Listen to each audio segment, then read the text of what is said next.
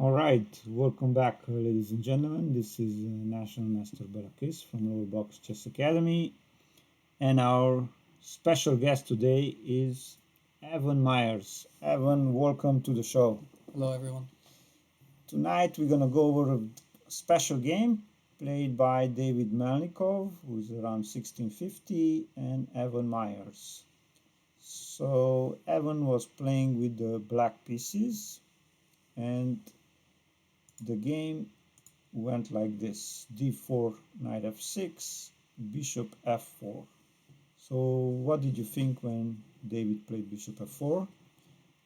It's a London, and I know he plays this opening a lot. Normally, I play with G6 and D6, and I play a King's Indian setup. But recently, I was struggling against him. He would play this H4 line With knight c3, with Knight C3, bishop Bishop g7, G7, e4, E4, D6, e6, and h4 and H4. right away. Exactly, yes. And if you castle, I can run into trouble on the king side. then white can play queen d2, bishop h6, h5. Mm. Okay, so So I wanted to avoid this. So instead, I played D5, and I played a bit more symmetrical. more solid. And he played knight f3, e6, a beautiful pawn structure here you played, and c4, c6, setting up this beautiful triangle. So this is very solid, a very healthy pawn structure. White played knight c3, developing the knight. Bishop e7, you develop the bishop and you're preparing castling, but you did not play bishop d6. Why? I had a feeling Bishop D6 was the better move, but I wanted to keep the pieces on the board. Okay. I just felt more comfortable in keeping the pieces on the board, I guess. So more ambitious. He wants to keep the pieces on the board for the middle game. Plus the pawns are on the white squares, so that's a very, very good bishop for black, right? Because all the pawns, most of the pawns are on the white squares. So, Exactly. Okay, and now you played h6. Why did you play h6? Just to meet knight h4 with bishop h7, so I can keep both bishops on the board. So the bishop can come all the way back to h7. White did the same thing. So the bishop can go all the way back to h2. Bishop e2, developing the bishop, preparing castling. Castle. Safety of the king always number one. And now we're stepping into the middle game after knight bd7. So white has to come up with a plan. And I assume after his move, a3, maybe he was planning to expand on the queen side with c5 and b4. And you did not like his plan. Well, that definitely encouraged me to play my next move, but I actually had this thought in mind before even a3. So yeah, I played c5 the next move, and I wanted to play with the isolated pawn in this case. I see. So very ambitious move. You're more shooting for activity with c5, and now, like you mentioned, you're going to get an isolated pawn after pawn takes d5, pawn takes d5, and pawn takes c5. Now we see the isolated pawn that you were talking about. These pawns cannot be protected by any other pawns, so he's alone, he's isolated. But you wanted to walk into this, you wanted to have this position. Yes. And your isolated pawn is compensated by your piece activity, right? And as long as you have active pieces on the board, you can compensate for the strategical weakness on d5. isolated pawn. Natural move, rook c1, activate the rook, put the rook on open file, rook c8. So how did you feel here during the game? Once you have the isolated pawn? I felt a bit more active. I have good control over the e4 square. I can have some different ideas with my knights, hopping forward to different squares. So you felt good here? I've just the extra space that's behind the isolated pawn. I have more ability to maneuver my pieces than he does. Mm-hmm. And white played b4, attacking the knight, and now you played knight d4. So how did you feel here after b4? I liked my position. I felt more active, and I had some pressure on the c3 knight. Exactly. My knight is going to live on e4 for quite some time. Okay. And white played queen b3. He's pressuring, keeping an eye on the d5 pawn.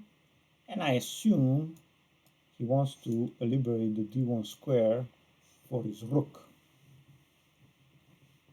So why bishop e6? Just felt like it was the best move. It seemed like a better square for my bishop in this case. I have potential to trade the isolated pawn and follow up, being more active after that trade. Can white play knight d4 here and block the isolated pawn?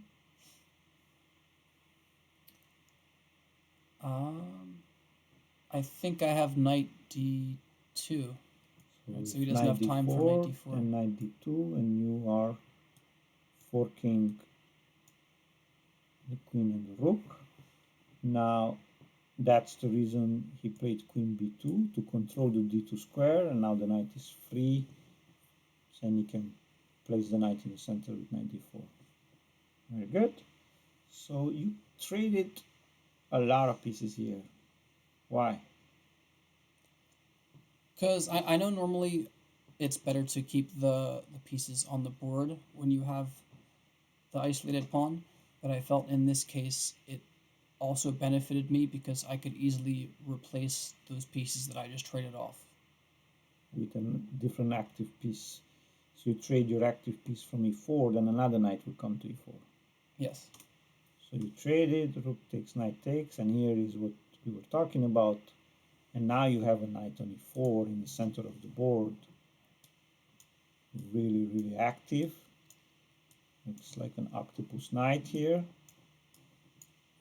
Yeah, I just felt that the gain of the tempo was decently beneficial to me, and it made it worth it to make those trades. And now you played queen b6, pinning this pawn on b4, and then you can play a5 and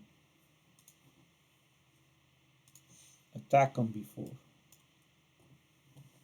with the queen and the bishop and the pawn. Yes. And now your rook also could come to d8 or to c8. So finally he played knight d4. That was his plan. But I don't know, maybe he should have played, can he play bishop e5 instead of knight d4 to attack on g7? Yeah, I think that was the better move, and he did miss that. This is an interesting move, because if you play bishop f6, then I trade and the knight has to come back. Then you have a bad bishop and isolated pawn, right? So this, now you don't have that compensation active piece play anymore, and when we trade it to pair of pieces, so it helps white. I think I would have played knight f6. After instead. bishop e5, knight f6 to keep the pieces on the board, but then Yeah. And then if he has knight d4, I don't need to play knight d4 now, right? yeah. But I think in this case I can just trade rook c1, rook c8. And it's hard for him to come up with an advantage if I am able to trade off the pieces and then play d4. I mean, it's not so simple, but that was my idea in this position. Mm-hmm. If he had played bishop e5. So the question is if white can increase the pressure against the d5 pawn, control the d5 pawn so it cannot move forward and cannot be traded, and if I can attack it or not. But black will, I don't know, maybe I could play with knight d4 and bishop f3. Mm-hmm. So the bishop will attack with the rook. I also felt that I still had some counterplay with a5, which is another big reason why I played queen b6, was if he goes after my isolated pawn, I can create counterplay on the queen side, and maybe in some cases trade my isolated pawn for the side pawn. Yeah, he does have b5. That is a very nice move that I actually did not consider during the game. So typically you want to block the isolated opponent. That's why white play knight d4. This is a typical move. But now black has this bishop f6, and now we see the difference. Now black is controlling the long diagonal. So this is a big difference. So rook d1 like we discussed, but now the rook doesn't attack anything, and you don't have to play rook d8, and you play the rook c8. Why is that? Just to put my rook on the open file. And we see that I have threats on the c3 square. we have a weak square here on c3. And he still has to deal with the pin as well. And plus the pin on the knight. Queen b3. And you did not play knight c3, you played rook c3. Here, this is my worst move of this game. You know, I thought for a couple minutes here, and if it was longer time control, I definitely would have played knight c3, but I was just thinking for too long. You know, sometimes you get a really good position, and you have a couple moves that look good, and it's hard to decide. And I was thinking for too long, and I just needed to play a move, and I just Can you take played on rook d4? c3. Can you take on d4, take on e2, and take on d4 again, or no? Is this possible? Yeah, so I could have won a pawn at least after knight c3. Is this possible? And you're up a pawn. And you have just a better position as well. You just want to play queen a1 check and push d4. Mm-hmm. Right?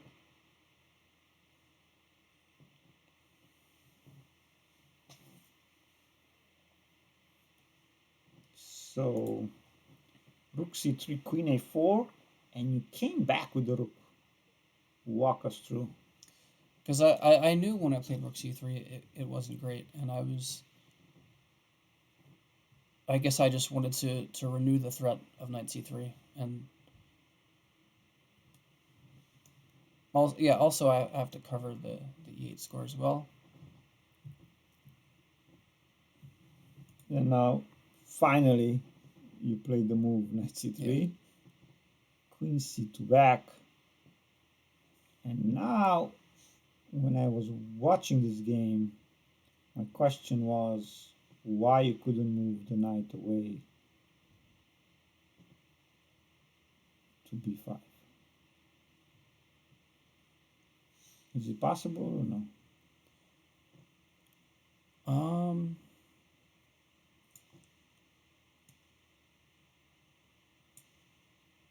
Then you have nothing. Yeah, I didn't see what I had afterwards. Okay. So after queen d2, everything's protected.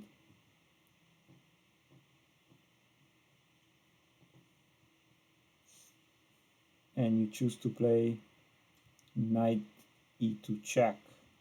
Yes. So I decided to go into this opposite colored bishop endgame, where I already had my rook on the open file and I had some potential attacking ideas against the white king. So with the heavy pieces on the board, the side who attacks usually is a piece up. Even though this bishop looks bad, for now, if black has initiative, then black is a piece up. But white played queen h5. He was threatening bishop takes h6? Or you wanted to go crazy? Yeah, I looked at this and I wasn't scared, because if the rook can never join in, if his rook can never join in time, then I should be fine. Okay, so your king is safe and sound, and you played queen c2. This was a great move because it controls this diagonal. You could come back to help your king if you needed to. And at the same time, you're already pointing towards the king. So white has to be really careful here. Queen h4 defending the pawn on f2. And you did not play queen b1 here. Why? Because I didn't think I had enough after queen b1. I thought the king could run. Yes. I wanted to try and induce a weakness. I think my idea was I wanted to play rook f1 and induce f3 and make it even harder for him to defend. So you wanted to provoke f3? Yeah. First. Yeah. So this is my question. Queen b1. Then what? King here? Yeah, I mean, or maybe, does he even need to move right away? Okay. So then Maybe bishop e5. I don't know. bishop e5. Check. King g3. And now, how is this king? Yeah, I don't see a way to attack him after this. King f3. Yep, and then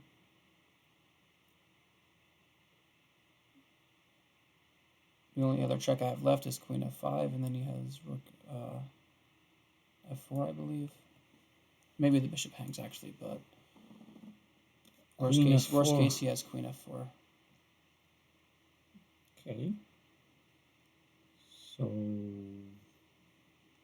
can we play bishop f5? But then he takes on d5. And then queen c6, he has e4. Right?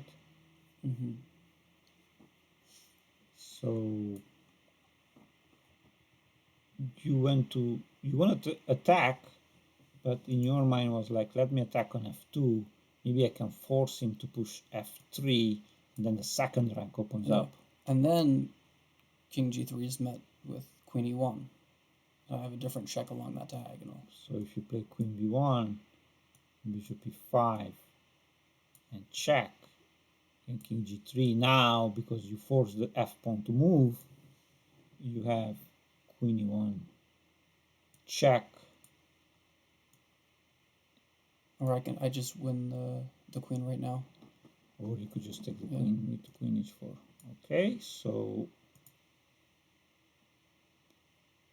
Bishop g3, it happened in the game. Rook a1. Why did you play rook a1? My attack kind of slowed down on the king side, so instead I started going after weaknesses on the queen side. And I still have ideas if the bishop ever leaves to bring the rook to a2 and attack on the second rank again. It just seemed like a very flexible move. Yeah, I was expecting queen b1 again. Or queen b1, queen e2, queen e1.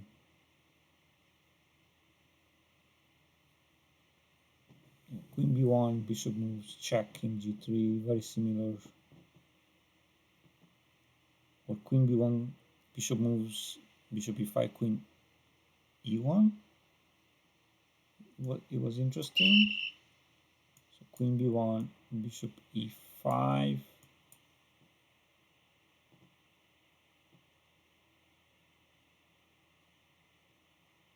Because you can push f3 because mate, right?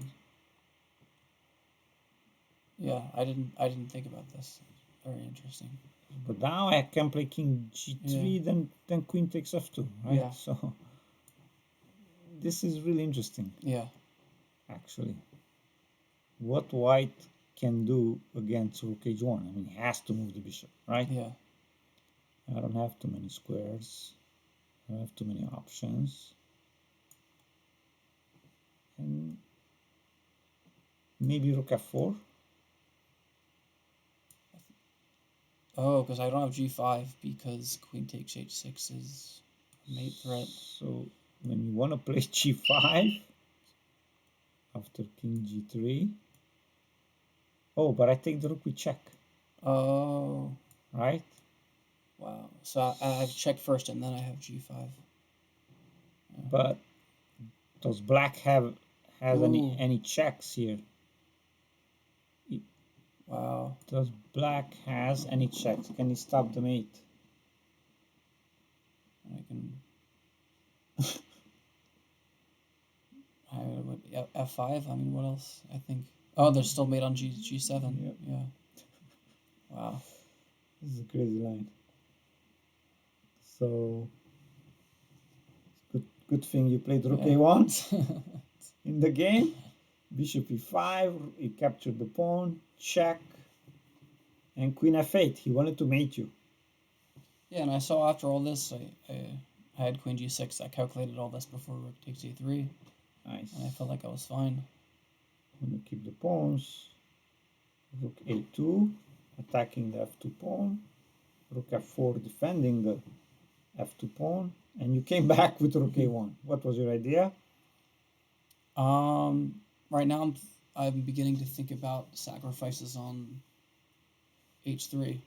So let's say white plays b5. To cut off the... Bishop captures h3. If pawn captures h3, then you have queen g1 mate. And if king captures h3, rook h1. Then we have rook h1 mate. Okay, so now white played bishop e5, attacking your rook.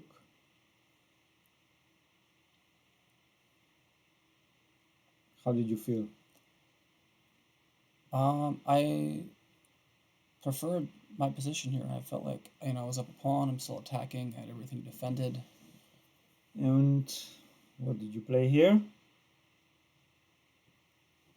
Bishop takes h3 in this position. No. So now bishop captures h3. So now you are threatening queen takes g2 mate. Your bishop hangs and your rook hangs. So white cannot capture the bishop because we checkmate.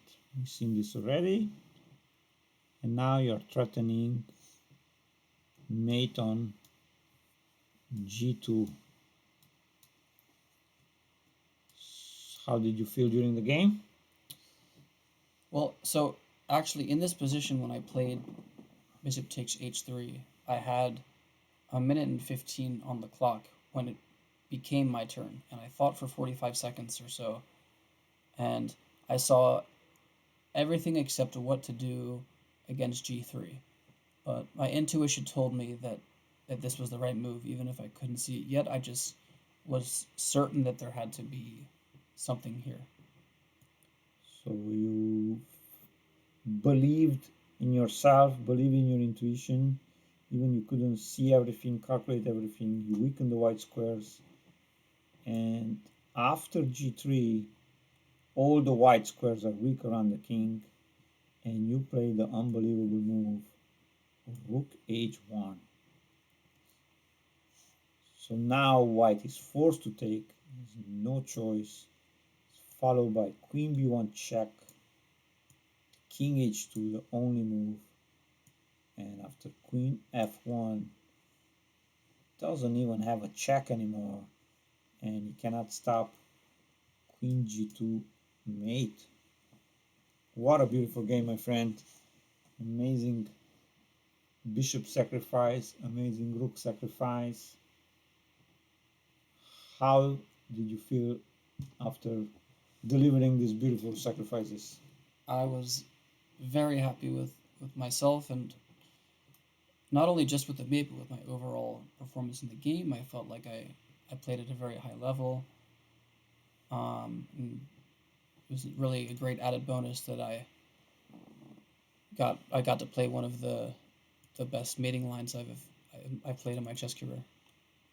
All right, congratulations on your beautiful game, and let's see what is coming up, guys. We're gonna have the ROOOOOKKK Cup this Saturday with 10 masters pre-registered. We also have the Scholastic tournament under 1,000 and Scholastic under 600. And let's take a look at the pre-registration list for the ROOOOOKKK Cup. We have already 36 players pre-registered. What do you think about this lineup, Evan? It's a very, very strong lineup, and I'm very excited to be able to participate against such strong players. It's a one-of-a-kind experience that you really can't get anywhere else. So we are very happy and thankful that you are here, and I hope you guys enjoyed the video, and I see you guys soon.